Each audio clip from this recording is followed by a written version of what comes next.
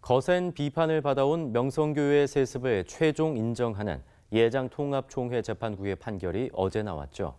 판결 이후 재판국원 6명은 이번 판결에 대해 책임을 지고 사임서를 제출했고 세습 반대 운동연대 등은 이번 판결을 일제히 성토하고 나서는 등 판결의 후폭풍이 만만치 않을 전망입니다. 천수연 기자입니다. 명성교회 세습을 용인한 예장통합총회 재판국의 판결과 관련해 SNS에는 비판의 글들이 잇따라 올라오고 있습니다. 세습을 반대해온 이들은 분노와 참담함을 나타냈습니다. 교회 세습 반대 운동연대는 총회 재판국이 명성교회의 부와 권력에 무너졌다면서 이번 판결이 잘못됐다고 비판했습니다. 세습 반대 운동연대는 재판국이 정의로운 판결을 간절히 촉구하는 부르짖음에 귀를 닫고 부와 권력의 대물림에 눈을 감았다면서 이번 판결은 한국교회가 정의를 어떻게 생각하는지에 대한 민낯이라고 꼬집었습니다.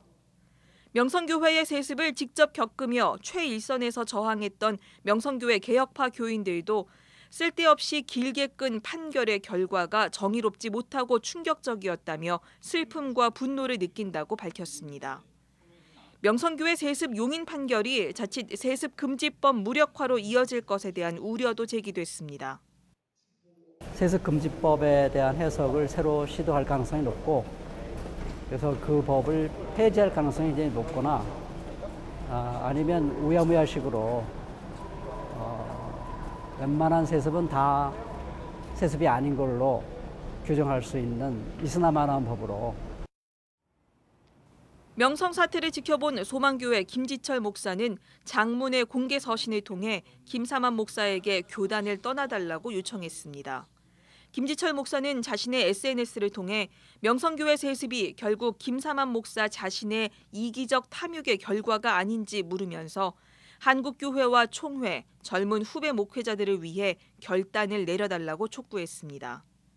한편 재판국 안에서는 이번 판결에 대한 책임을 지고 국원들이 무더기 사임서를 제출하는 초유의 사태가 벌어졌습니다.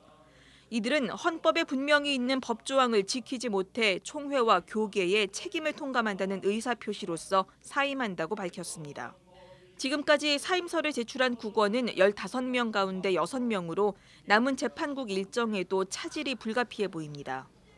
교단 탈퇴 운동도 조심스럽게 시작됐습니다.